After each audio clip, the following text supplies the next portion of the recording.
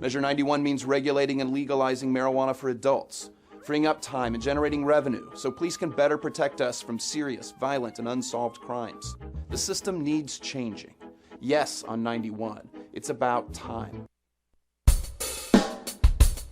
You take a seed, you plant it, you grow it, you dry it, you roll it, you smoke it, and it goes down smooth. Hey! Spanning the continent to bring you the truth about cannabis and marijuana law reform. I smoke pot and I like it a lot. The Russ Belville Show, the voice of the marijuana nation. Now, here's your host, Radical Russ Belville. Good day, tokers and tokettes and non-toking lovers of liberty. We've made it to the weekend. It is Friday, October 17th, 2014, and it's got to be 420 somewhere in the world. It's also got to be less than 3 weeks away from legalizing marijuana in Oregon, Alaska, and Washington, D.C., from legalizing medical marijuana in Guam and Florida, and passing more marijuana reforms in Michigan and Maine and Arkansas and all across this great country. We'll bring it all to you on Tuesday, November 4th with our Marijuana Election Night 2014 coverage. Join us for all the breaking news. We'll have reporters at the polls giving us the latest information on reform in America. That's Tuesday, November 4th, Election Night, starting at 6 p.m. Eastern right here on 420radio.org. All right, folks, on today's show, we've got plenty of content for you. And boy, I tell you, in hour 2, you definitely want to stick around today at 4 p.m. Pacific time. They had a press conference. The No on 91 campaign had a press conference today that was streamed live, and I recorded most of it. And we are going to play that almost in its entirety during our 4 o'clock hour. So you'll get to see that No on 91 press conference. I'll interrupt it for, facts and debunking and ending the scaremongering and so forth. But stay tuned for that at 4 o'clock. Also on the show today, we have got Shaun McAlister from Dallas-Fort Worth NORML. He'll be joining us at 5:30. He's going to talk all about the marijuana march that's taking place tomorrow in Dallas. So he's got some information on that and the future of marijuana reform in Texas. How is the reform happening here in the West Coast and in the Northeast affecting Texans? We're going to find out with Shaun McAlister at 5:30 in our activist agenda. Also on the show today, I spoke with Dr. Keith Saunders from the Boston Pot Report, and we recorded that interview. We'll have that in the Radical Rant segment. He asked me about the Oregon marijuana vote shenanigans, so we're getting that information all the way out to the East Coast. Also on today's show, in Behind the Headlines, we're going to take a look at how the United States State Department is asking for some flexibility in the UN drug treaties. They weren't always for flexibility in UN drug treaties, kind of strong-arming most of the countries in the world into accepting prohibition. But now that Colorado and Washington have legalized, this is having international repercussions that the United States is now forced to deal with. We will give you the behind the headlines on that. Also in drug war data mining, we're going to continue an arc that we started yesterday, taking a look at the age difference between marijuana smokers in medical marijuana states versus marijuana smokers in non-medical marijuana states. So stay tuned for that. But first, we start off with our 420 radio news. And in the news today, we have got a shocking story about the son of Vice President Joe Biden. We've got an Oregon economist pointing out the positives of marijuana legalization. A new poll out of Delaware shows they're ready to legalize marijuana. A doctor in Grand Rapids, Michigan makes us all look bad by faking marijuana evaluations for medical marijuana. And in Pennsylvania, the chance to get medical marijuana passed in this session has gone up in smoke. Oh, I had to do it. I couldn't resist. We've got all that and more coming up on the show today. Sorry, I got distracted. The phone was going off there. All that and more coming up on the show today, including Herb Thrasher joining us for our daily Toker Tunes. He's got some great music for us today from the band Spell Check. So all of that coming up on the Russ Belville Show. Stay tuned. The news is next.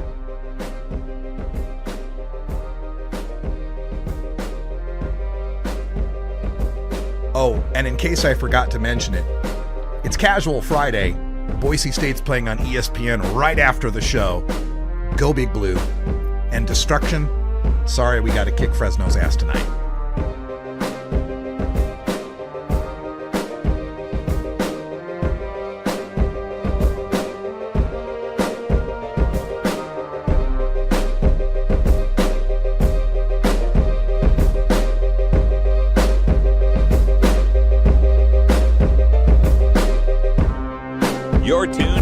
Russ Belville Show, the voice of the marijuana nation. 420 Radio, the world's voice of marijuana legalization. I don't care for marijuana, but I do care about my family and their future. The system's not working now, so I think I'm voting yes on 91. Now, one small mistake getting caught with a little marijuana can ruin a life. A record, can't get loans, jobs, or credit, that's wrong. Measure 91 will regulate marijuana and generate tax revenue dedicated to police and schools, and let police protect us from serious crimes. Yes on 91 is a better approach. Professionals Against Prohibition with Jen Jackson from Raleigh, North Carolina, replaying Thursdays at 10 Pacific on. I'm Richard Harris. I directed Oregon's Division of Addictions and Mental Health and led drug treatment programs for years. I can tell you that treating marijuana use as a crime, arresting thousands for marijuana use, is a complete failure. That's why I'm supporting Measure 91. By regulating marijuana for adults and taxing it, we support drug treatment, prevention, schools, and police. Measure 91 means more treatment and less wasteful prosecution. It's a better approach.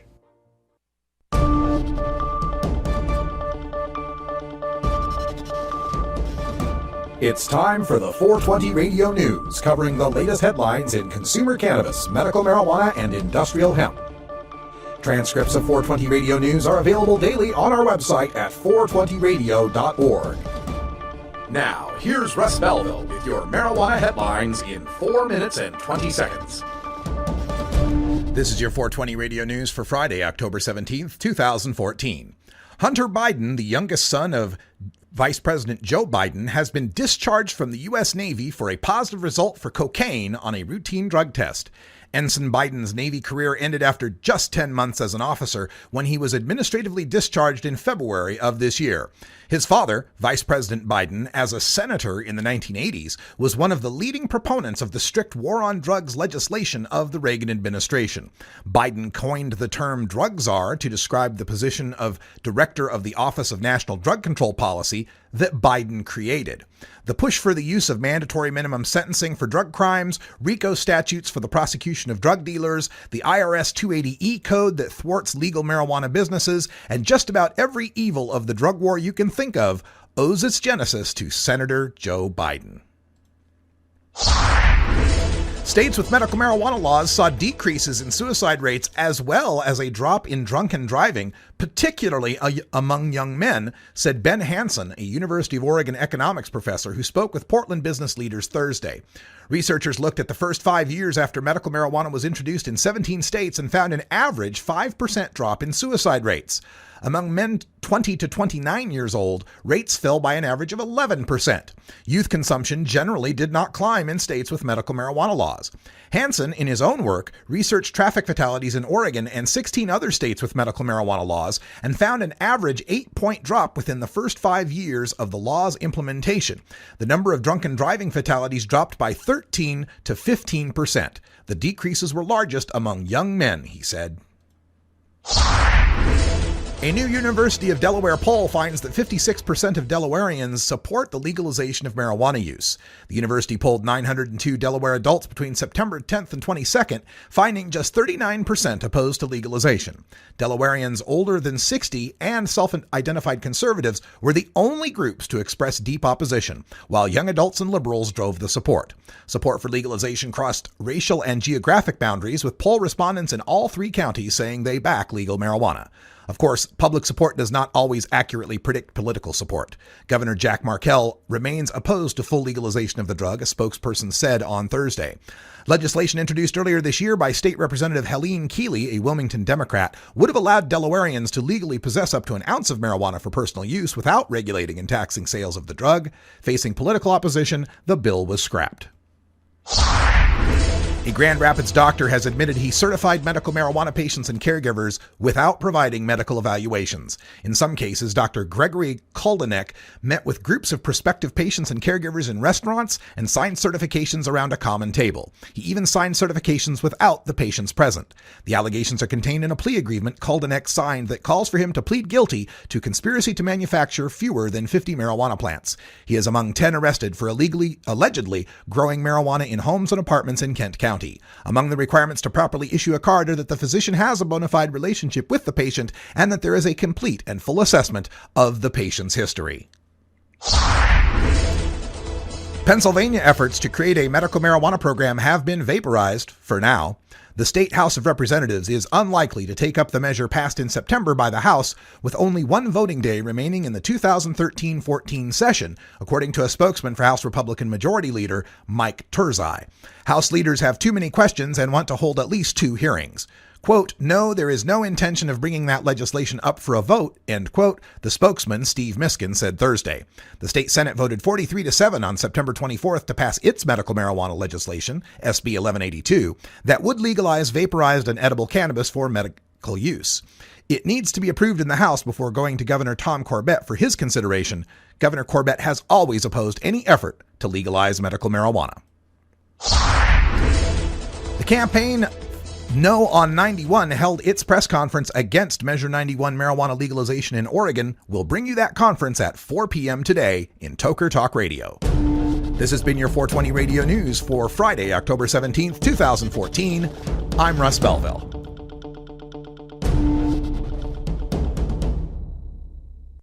You can get 420 Radio on the go with our Shoutcast stream for all internet-enabled media players. Go to rad-r.us/420shout or just click the Shoutcast icon below the live radio feed at 420. The doctor has the right to prescribe OxyContin or any type of prescription like that. They should have the right to recommend medical cannabis for that same patient. In the 1980s, my mother asked me to help a friend of hers who was terribly nauseous and vomiting every single day from her treatment, and my mother begged me, since I was a young adult, could I find marijuana for this woman? And it's a crime that even all these many years later, we still have to illegally get this treatment that really makes a difference for people. The real concept is Amendment 2 would allow for medical decisions to be made by doctors instead of politicians. We're asking you to please vote yes on Amendment 2 November 4th because there are patients that need medication in this state and they deserve it. I am. We're United for Care.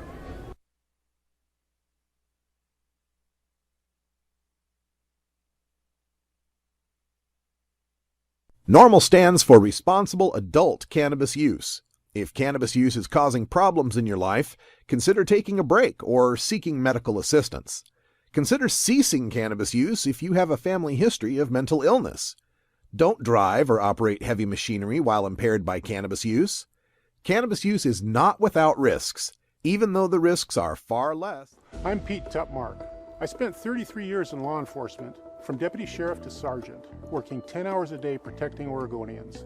Last year in Oregon, there were 13,000 citations and arrests for marijuana. That takes time. Time better spent solving murders, rape cases, finding missing children. The system is broken. Measure 91 regulates marijuana for adults, so police have time to fight serious, violent, and unsolved crimes. It's about time.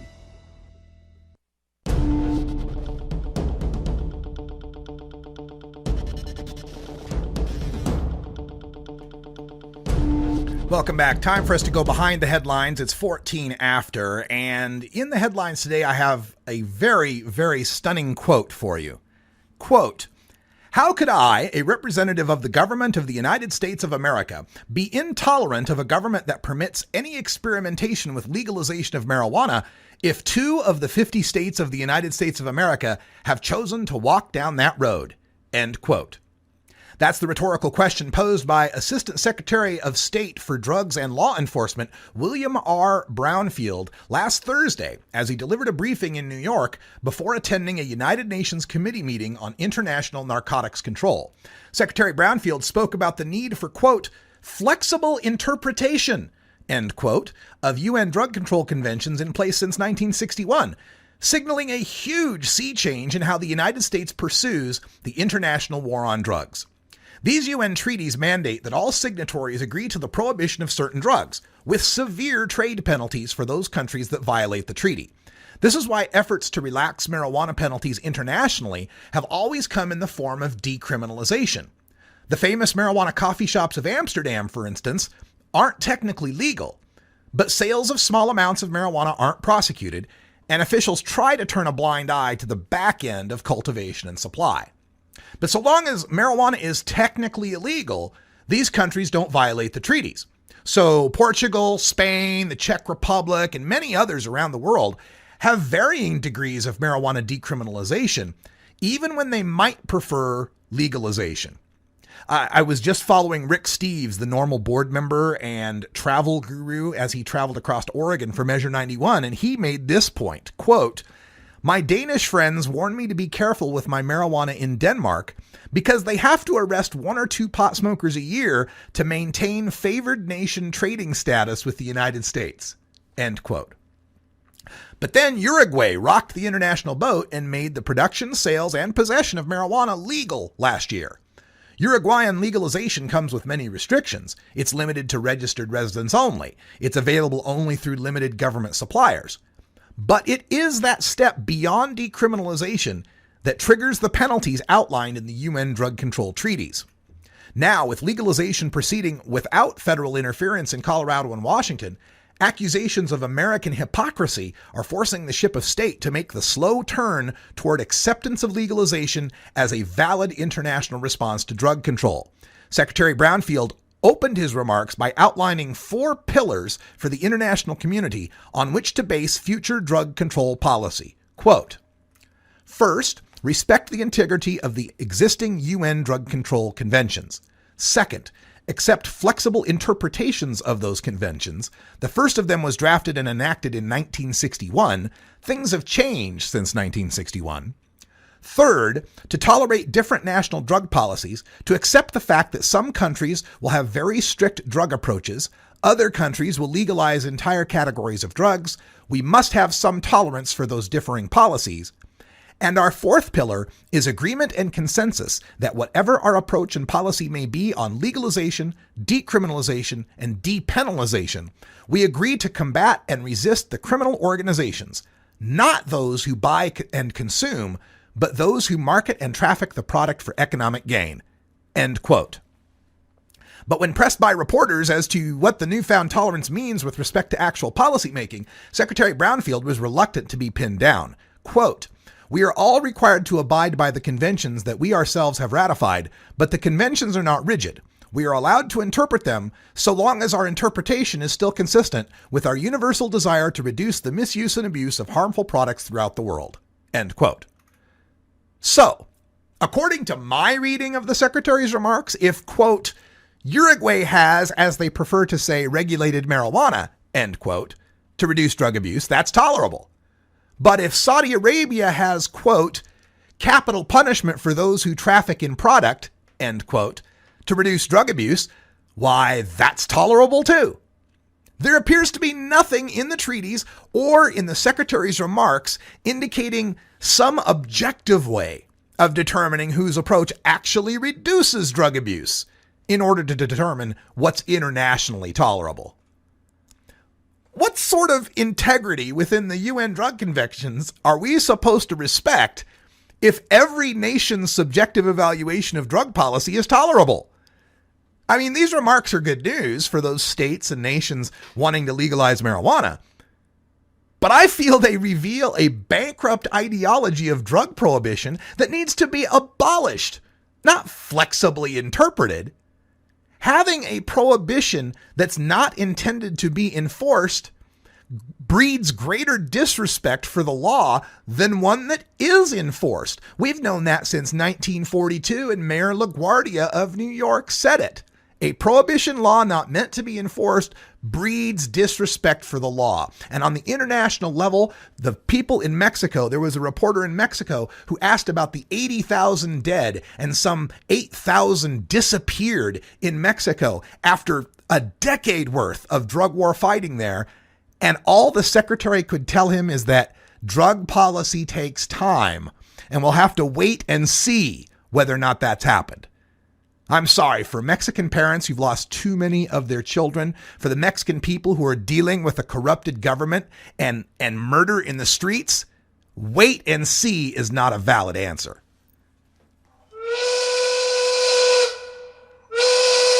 I know nothing. All right, folks, time for us to take a break. It's 4:20 in Denver, Colorado, so we hope you're having some fun in the Mountain Time Zone. Hell, we hope you're having fun no matter where you are in this great globe of ours, the ship we call Earth. It's Orange Out Day for Boise State. We're on ESPN at 5 p.m. Pacific. Coming up next, we got drug war data mining. More on medical marijuana age rates. Stick around. You can get 420 Radio on the go with the TuneIn Radio app for all mobile platforms. Go to rad-r.us/420tunein or just click the TuneIn Radio icon below the live radio feed on 420radio.org. The Marijuana Business Association, or MJBA, are proud sponsors of the Russ Belville Show. It is the mission of the MJBA to establish integrity and legitimacy, create common market standards, provide market intelligence, and develop best ethical business practices for participants in the emerging legal marijuana industry, including commercial hemp, medical marijuana, and recreational marijuana for adults. Learn more about the Marijuana Business Association and visit mjba.net to join today. That's mjba.net. A cannabis broadcast, replaying Fridays at 10 Pacific on 420radio.org. Are you a hypocrite? If you live a closeted cannabis lifestyle, you are. Read about 7 people living a closeted cannabis lifestyle who are on the verge of coming out in The Hypocrites by Mara K. Eaton. Available at areyouahypocrite.net. You can purchase the book on Amazon and Barnes & Noble, also available on iTunes. Check out Mara K. Eaton on Facebook as well. Learn more at areyouahypocrite.net.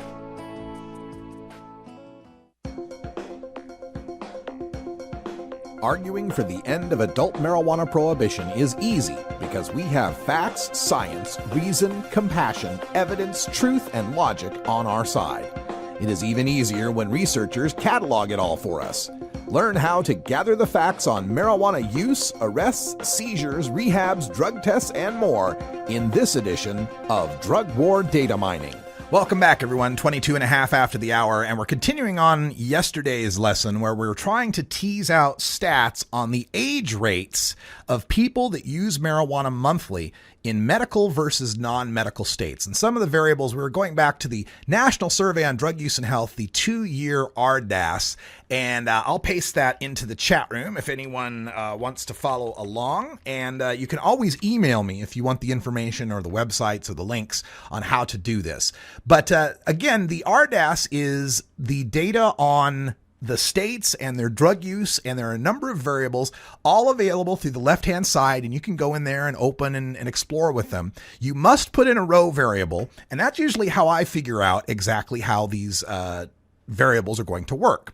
We're going to start with a variable called cat age, CATAG2, and that is an age category with 3 different levels. Let me maximize the screen there.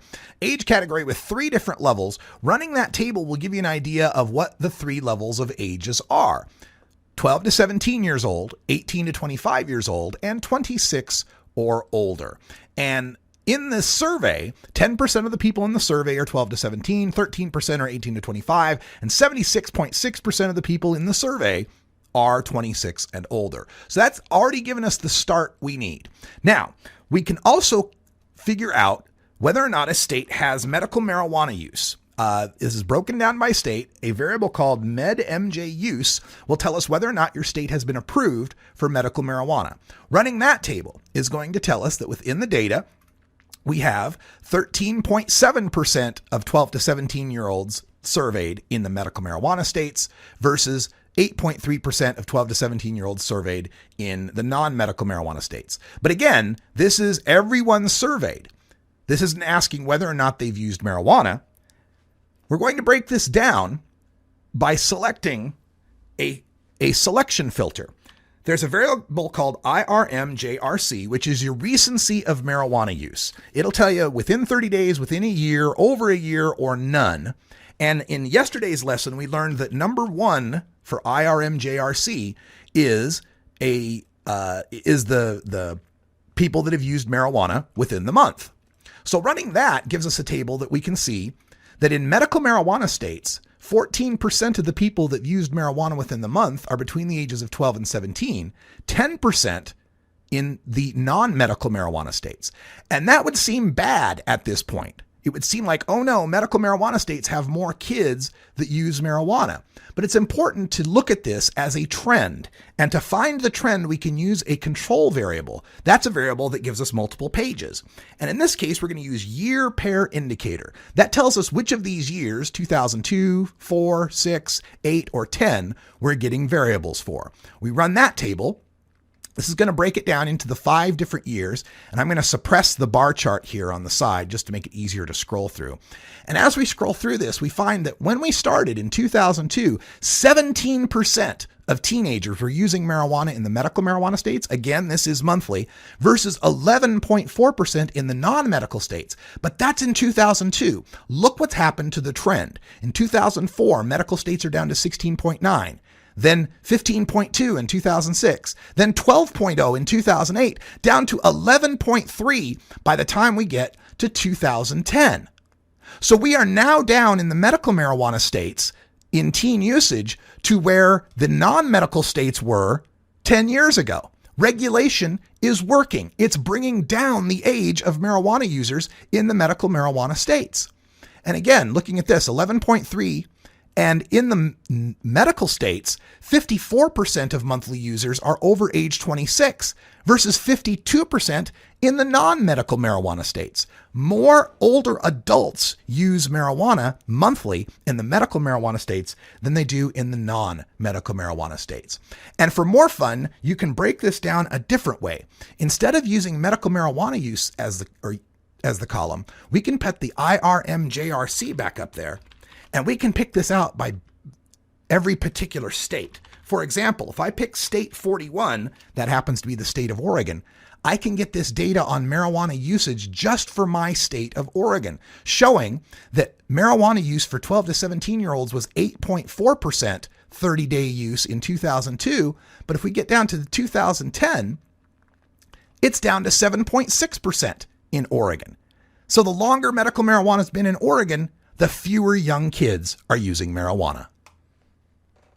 You can get 420 Radio on the go with the TuneIn Radio app for all mobile platforms. Go to rad-r.us/420tunein or just click the TuneIn Radio icon below the live radio feed on.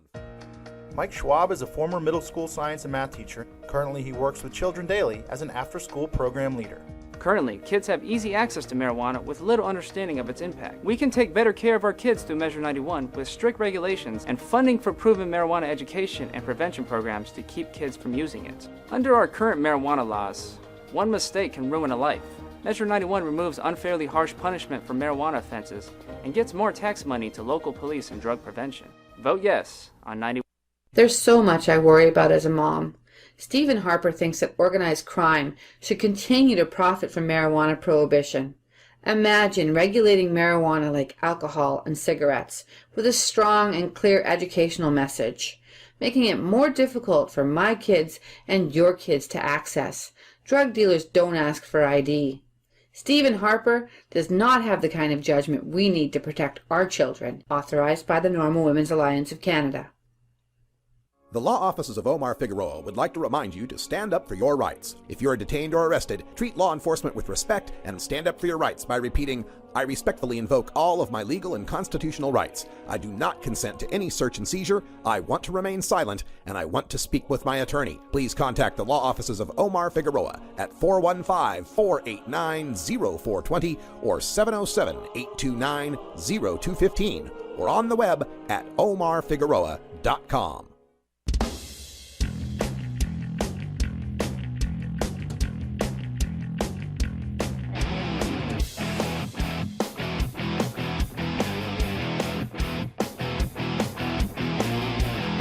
Activism begins with ACT. The Russ Belville Show features the stories of hardworking grassroots activists working for an end to prohibition in today's activist agenda. All right, welcome back, everybody. 30 after the hour. We're at the bottom of the hour, and joining us here by telephone is Shaun McAlister, the Executive Director for Dallas-Fort Worth NORML. How you doing, Shaun? Howdy doody, Russ Belville. Thank you so much for having me on here at the last minute. Hey, yeah, man. Howdy doobie to you as well. And just so you know, for the picture, I got up you and Andra and Cannabis Carry in front of the Goonies sign. Ah, hooray from Maria 2014. By far my favorite trip I have yet to go on in this cannabis journey that I'm now on as an activist. Yeah, we decided, Carrie and I decided that she's got this pretty boss place up in Astoria, and we thought, wouldn't it be nice, because we get to meet all these people around the country when we go to Dallas or Atlanta or all these places that we go for marijuana reform, but we're always so busy because we're putting on an event or a press conference or a conference or something, and we never get a chance to just hang out. And so we decided to form something called Maria, the Marijuana Activist Retreat in Astoria. And we invited up Big Daddy Fink and his girlfriend, Michelle. And we invited up from Atlanta. And then we invited up Shaun and Andra from Dallas, Fort Worth. Had ourselves a great time. Saw the Goonies house. Andra was a huge Goonies fan. So that was definitely a lot of fun. Thank you for doing that with us. Yeah, man, I am so honored to have been a part of that. That was by far a life-changing trip. I mean, here in Texas, we have no sensible marijuana policy of any kind. So anytime somebody like myself can go to a place that just has sensible marijuana policy, medical marijuana programs, for example, I mean, it is just very eye-opening experience, and it's just all the more motivation that we need to just continue this fight here in the Lone Star State.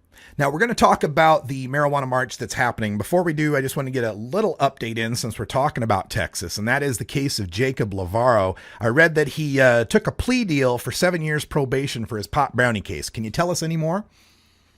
I've sort of been keeping an eye on this case. I mean, the thing is, there's a whole lot of cases just like this going on in Texas that we hear about. That's the one that gets all the headlines.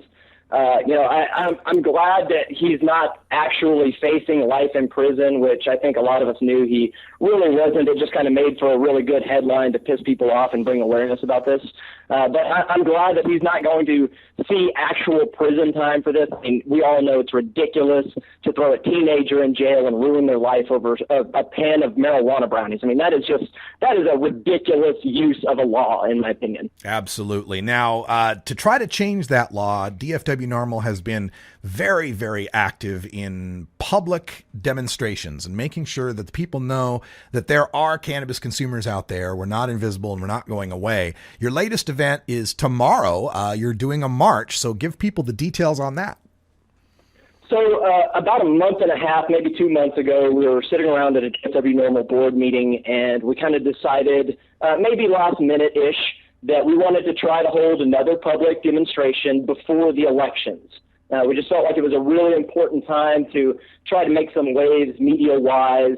It would give us good leverage going into the session. And we just kind of felt like it was something that we wanted to try, even though we knew it would be a tremendous undertaking. And damn, man, it has been. I mean, we were still wrapping things up about 2 hours ago. We got a final permits, go ahead from the Dallas Police Department and the city and all this stuff. Everything finally has come together at this last minute. And the idea here is for us to get everybody together like we did back in May during the Global Marijuana March, where we had, according to the Fort Worth Police, around 3,000 people marching through the streets of Fort Worth, unpermitted, by the way. We were supposed to be on the sidewalks. There was a wink, wink, nudge, nudge thing going on when we filed for our permits, and all of a sudden we were in the streets. And with 3,000 people marching through the streets of Fort Worth, Texas woke up and realized, holy crap, there's a lot of weed smokers here, and they're loud and they're proud and they're not going anywhere, as you said. And so with this Dallas Marijuana March, we really wanted to, for one, we represent Dallas and Fort Worth as DFW NORML. So we felt like we owed it to the city of Dallas to make sure we got one in before the end of the year. But we just felt like we could do it. We were up to the challenge. We wanted to see what was possible, and we made it happen. This has by far been the most difficult permit process we've ever been through. I mean, I've got like a stack of 12 permits here, Russ, just for us to do this event. It's insane. But it's historic that we got all these permits. These permits say that the city of Dallas and the Dallas Police Department are okay with and are expecting the Dallas Marijuana March tomorrow. That is a beautiful thing, I think. That is awesome. And, when I am talking to people and trying to motivate them in red states, in the Bible Belt, they'll often express fear that, I'm afraid to come out and protest. I'm afraid to sign a petition. I don't want to get my name on a list. I don't want retribution. I live in a small town. You guys have been doing this for a while. Has anybody out there in Texas expressed that they got retribution against them or anything for their activities in these marches? Not that I'm aware of, Russ. Surely there may be somebody who, maybe posted a photo of them smoking a joint at the march and their boss saw it on Facebook and fired them for it, But if that happened, I don't know about it. But no, honestly, these events, people are just, they kind of develop this attitude that, not only the strength in numbers, but sort of like Charlie Green said the other day, kind of, fuck it. This is going to happen, and it's only going to happen if I get involved. And these big public demonstrations like this, I don't really think people are even so worried about what's going to happen personally to them. You want to know what the most thing people have been worried about out on this event is, Russ? Is Ebola. People are worried about Ebola at our event. And I've got people, probably a dozen people who have posted on our event page some sort of snide, thinking that they're clever comment about, hey, I'm not going because either that's a police trap or it's an Ebola trap, blah, blah, blah, blah, blah. So, it's kind of ridiculous that is what people, for the most part, even though we have no sensible marijuana policy in Texas, that's what people are afraid of is Ebola. They're not afraid of the Dallas Police Department coming and arresting them, for breaking the law in the open with thousands of their closest friends. Yeah, kind of ironic since we do have a lot of scientific evidence that cannabinoids can be useful in the treatment of, being antibacterial and antiviral medications. We've got research that shows it's good against MRSA, for example, where other drugs don't seem to affect it. Wouldn't it be ironic if we discovered that, cannabis was the way to actually treat Ebola? Yeah, and I saw that story go across the weed news wire this week, and what was it, that Dr. Allen, and I was really curious about that, and I actually posted it as DSW Normal because I thought it was, very interesting, and it sounded really smart, sounded like it, was all legit. And so what did I do? I went and asked the only person that I knew that would be totally straight with me on it, and who would know a lot more about it than I ever could, and that's Dr. Mitch. Yeah. And so last night I just hopped on Facebook and I sent him a message late at night, and he actually responded and kind of commented on it, and he's working on his own sort of public comment about that. But basically, told me that that particular article was pretty much, in his words, complete bullshit. Yeah. And it didn't matter that it doesn't matter how many MDs go out and say this. We got to be careful, as you have taught me, Russ, to not further a bunch of propagandas and myths and lies. And I don't want this to be something that, people who are trying to be against us can say, these guys are so crazy now that they're saying, hey, come on, this cures Ebola now. And so I fear for that soundbite, that inevitable soundbite. And so I don't know. I'm glad that it got a lot of headlines because here in Dallas, you can't turn on the news, any news station, without it being about Ebola, period. And that's all that they're talking about here. It's insane, even though there's only been a few cases here. And so hopefully the fact that we're kind of acknowledging the whole Ebola issue with our event, I actually am about to post some guidelines for people, some tips that Dr. Mitch helped me write for minimizing your risk at, being exposed to something like this at a large gathering like we're going to have. And hopefully it'll go off without a hitch. Hopefully we won't have any issues. The only issue we've ever had at events like this is people showing up drunk and acting like an asshole. Yeah, let's not do that, folks. Okay, so the march is tomorrow. Tell folks where they need to be, when they need to be there, and what they should bring. Okay, so it's at Dallas City Hall. We're going to start gathering there at 1 p.m. At that time, we'll have, the first speaker, or the first band kind of go on, setting the mood for the event. Then after that, we'll have a series of speakers. There will be veterans, there will be patients, there will be activists, former law enforcement, and all different slew of people, including Dean Bortel and Alexis Bortel. Dean is the father of Alexis Bortel, a very special little girl who is our youngest marijuana activist here at DSW NORML. And they go and speak publicly about this topic. And so she's going to be coming and speaking. This is kind of her grand unveiling to come and speak in front of a large crowd. She's a 9-year-old little girl. who is basically, her whole life could change if she was able to have access to medical cannabis in the state of Texas. So having her speak, we're going to have attorneys speak, and then at right around 3:30, 3:45, we're going to march from City Hall to Dealey Plaza, where JFK was assassinated. And hopefully we're going to be seeing 2, 3, 4, 5,000 people out there, passing joints back into the Russ like you and I were back in 2012, Russ, when there was only 200 of us out there. Yeah, that's what I was going to say, folks. This is a great march route, and it's a part of history because you go there through Dealey Plaza, and it is tons of traffic, lots of people looking at you. Yeah, tons of traffic. It's a historic area. It's a beautiful area. The weather is going to be great. So we're going to be there. The intention is for us to land at Dealey Plaza right around 4:20.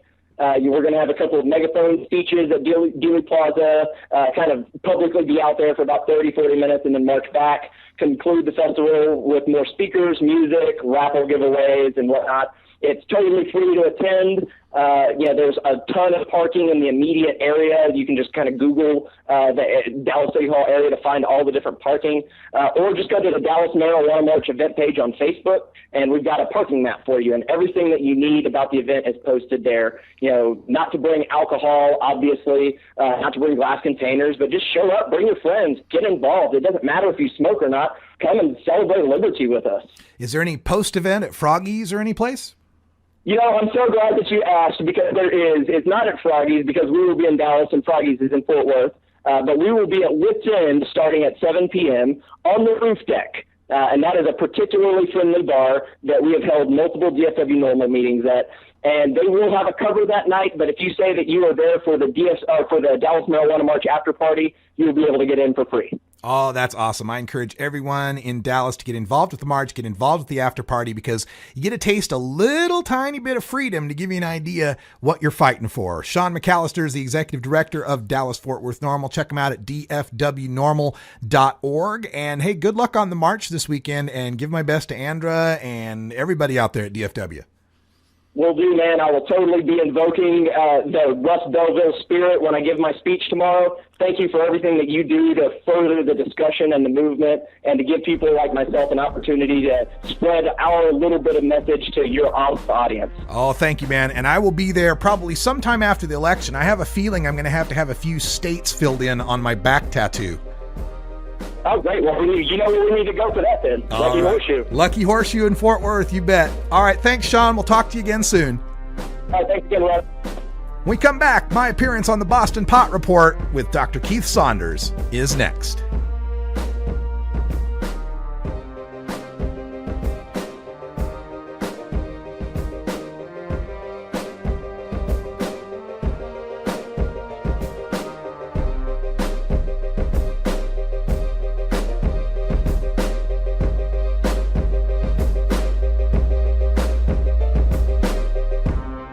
You're tuned into the Russ Belville Show, the voice of the marijuana nation. You can get 420 Radio on the go with the Ustream video app for Android and iPhone. Go to rad-r.us/420Ustream, or just click the Ustream app icon for Android or iPhone below the live radio feed at 420radio.org. Adam Hand of Handmade Apparel produces quality custom designs for t-shirts, hats, and other apparel. Handmade Apparel is the official design shop for 420 Radio, among many clients who rely on Adam Hand for everything from short-run custom projects to full-run clothing lines. Visit handmadeapparel.biz to browse the selection of handmade gear or to get a personal quote for your own designs. Handmade Apparel, a proud supporter of 420radio.org.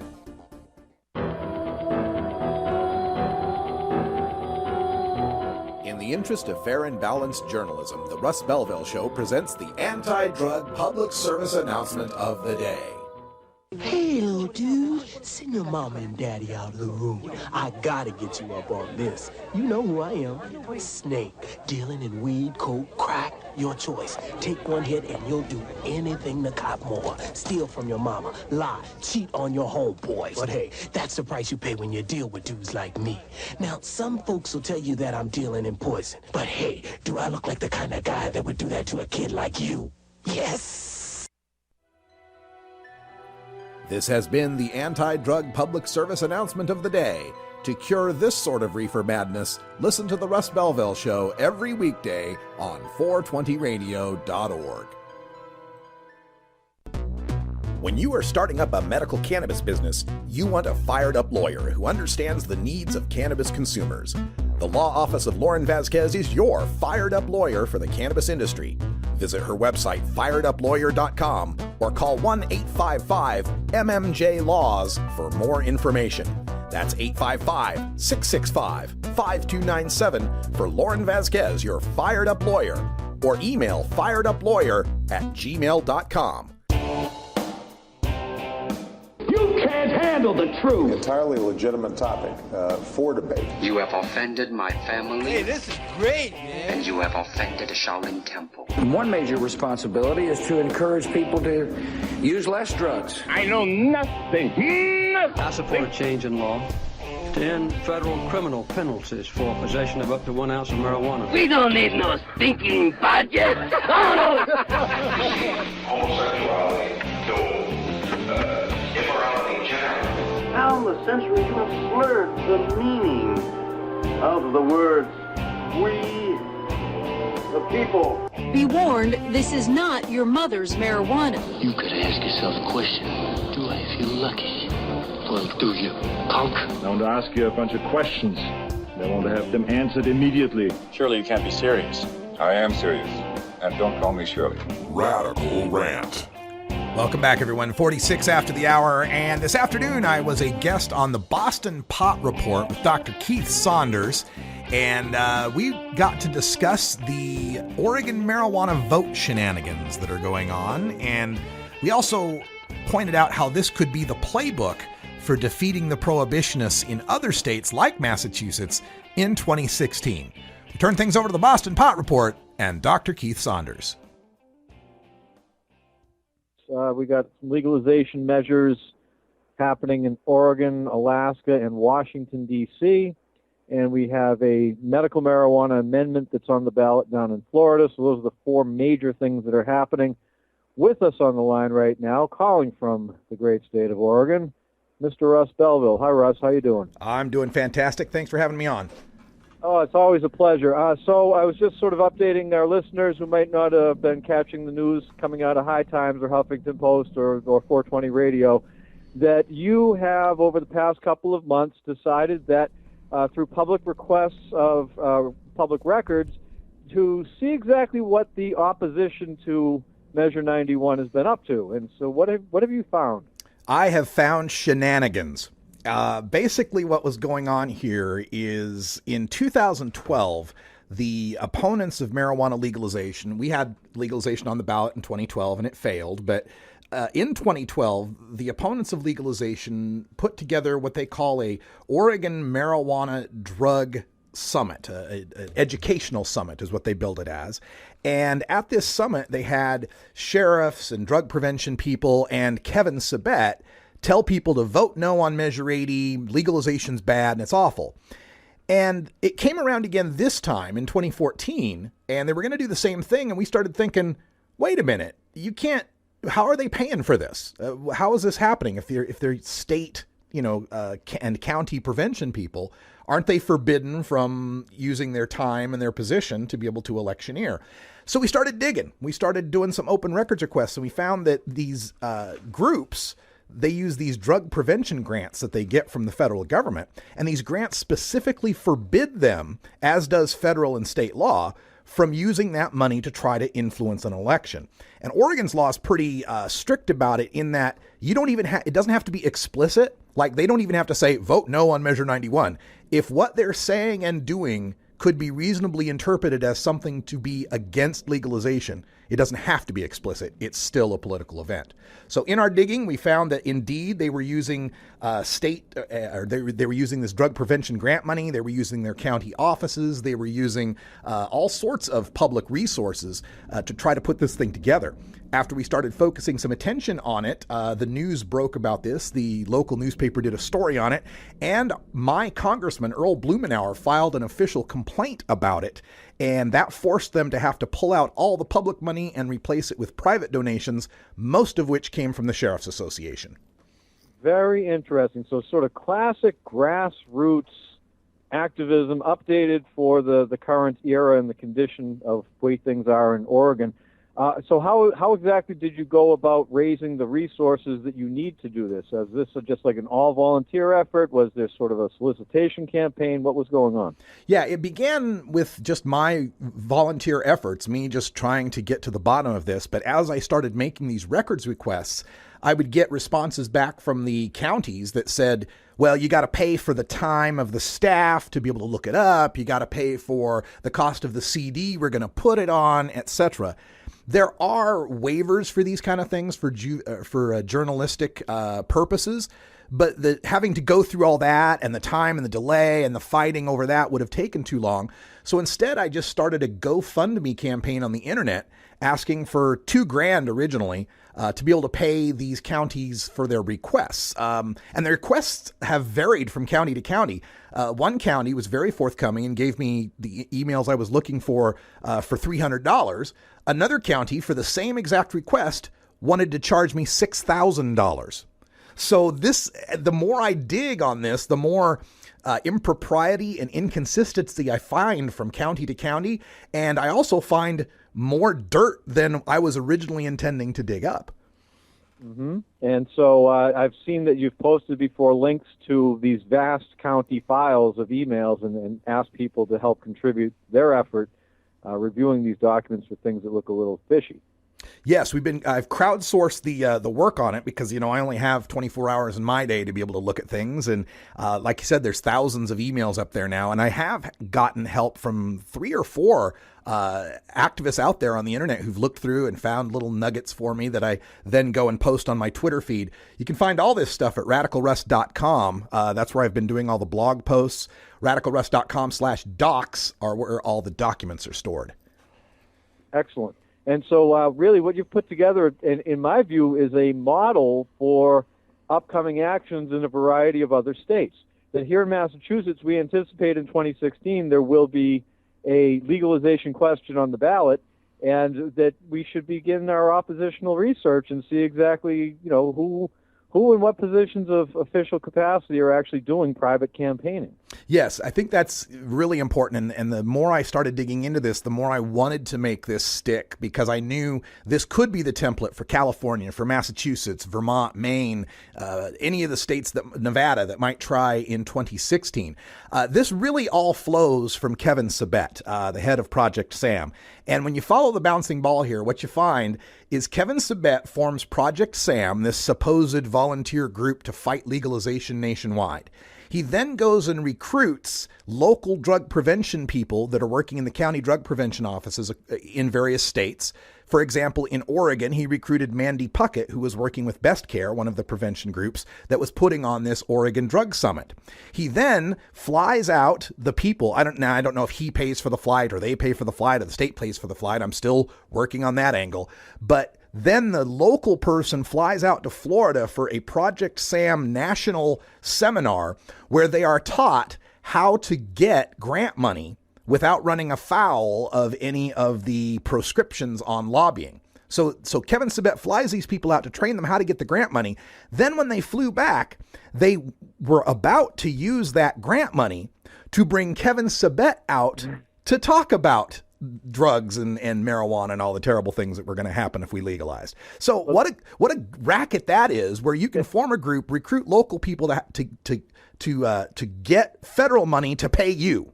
That's amazing. How much was Sabet getting per appearance? We've got the contract up online at radicalruss.com/docs. He was asking $3,000 per city plus expenses for flight, rental car, hotel, and meals. This was originally going to be a 13-city tour. That would have been $39,000 in public money, and it was going to stretch over 7 days. That's 7 days of rental cars and hotels and meals. Thanks to our look at the open records request, we scared away 6 of those cities from participating. We cut his tour down to 7 cities and 3 days.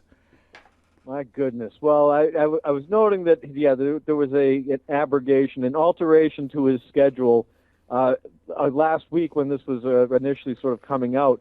And really, it really strikes to the heart of this thing, which is the prohibitionists and those who are just entering into the business side of cannabis now that it's more above board and who are looking principally for profit rather than for advancing a cause are both sort of outside of the condition of the activists, because the activists are doing it on their own dime for their own purposes because they believe in this.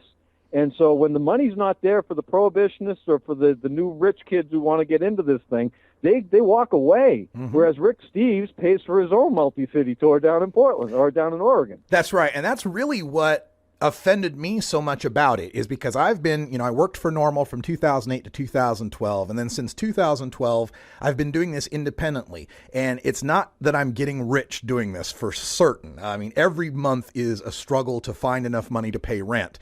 And I would love to be able to travel all over the state of Oregon, do my show live, do seminars and events for people, but I'm just way too poor to do it. So it pissed me off that my taxpayer dollars were going to go to pay state people to pay Kevin Sabet to come out and do an educational tour on the taxpayer's dime. Look, I got no problem if people are against legalization. I'm all for free speech. I'm all for democracy. We got to play on the same level playing field. They don't get to use taxpayer dollars to proselytize for prohibition. We don't get to use taxpayer dollars to proselytize for legalization. And as long as we're on a level playing field, I'm fine with it. Well, yes, indeed. So this is pretty much where we stand right now. We are looking at real reforms that are happening faster and faster. The momentum is definitely on the side of legalization and medicinal marijuana going just all the way across the country. And these are sort of the death throes of, Kevin Sabet's perfect. He's made his entire adult living sucking on the teat of federal funds, either as the drug czar's mini-me or accepting grant monies or whatever else it happens to be. And yes, and now he's seeing that source. Well, I don't know if it's drying up. If he can make $40,000 in a week, maybe he's still working this angle pretty well. But the days are numbered. It's going to end. And soon we're going to see policy reflecting more sensibility rather than knee-jerk prohibition. Yeah, and some other shenanigans we've uncovered, and we're just beginning to peel away at this one, is that on Kevin Sabet's trip out here, he signed a contract on May 24th for his personal company, his personal for-profit company registered in Massachusetts as Policy Solutions Group, I think is what it's called. And then I looked up on the Massachusetts Secretary of State corporation filings and found that that company was administratively voluntarily dissolved in June. So who was getting paid in October here in Oregon, and how did Kevin Sabet get that money? That's what we're going to uncover next. Well, I am looking forward to seeing what's going to come up out of that one. It's great to dig down in the dirt. Prohibitionist poop does stink. And thank you for the work you're doing. Good luck, continued success out there. And is there anything else you want to share with people in terms of ways that they can help out or other things that you think are important in the coming weeks? Yeah, I would encourage everyone to understand that marijuana legalization and reform isn't just an issue in your state. It's a national and international issue. If you're sitting there in Massachusetts upset that you're not voting on legalization yet, send some money to Oregon and Alaska. Send some money to Florida. Get online. Go to their websites. Spread their information. Email your friends. Volunteer for a phone bank. We can do this if we all pull together to make this happen. We can use help from all over the country. Well, thank you, Russ. That's Russ Belville, 420radio.com, russbelville.com. You can check him out on the regular. He's always putting up fresh content, new information. He's doing the yeoman's work of grassroots, digging in the dirt type of activism. And quick note, it's 420radio.org, and it's radicalruss.com. There we go. There it is, folks. All right, you check those websites out. You listen to them broadcast every day, and you check out. All right, many thanks to the Boston Pot Report and Dr. Keith Saunders for having me on the show. Coming around the top of the hour, 4 o'clock, we have got the press conference from No on Measure 91. Mandy Puckett and her associated crew there of cops, rehabbers, moms, even her own kid she put up in the press conference. You better have some weed handy because this might make you mad. We're going to take some time and listen to them and debunk them as we go. We might not get through the whole thing, but we'll get through enough of it. Also, I've got a couple of debunk graphics up at radicalruss.com or Radical Russ on Twitter or Radical Russ on Facebook I'm going to make a new one every day based on the mailer they've been sending out here in Oregon, so spread those far and wide. For everyone here at 420radio.org, I'm Radical Russ. Until next time, take care of each other, tokers. This is the Russ Belville Show. The Russ Belville Show is blogging and podcasting daily at radicalruss.com. You take a seed, you plant it, you grow it, you dry it, you roll it, you smoke it. You take a seed, you plant it, you grow it, you dry it, you roll it, you smoke it. You take a seed, you plant it, you grow it, you dry it, you roll it, you smoke it, and it goes. Measure 91 means regulated.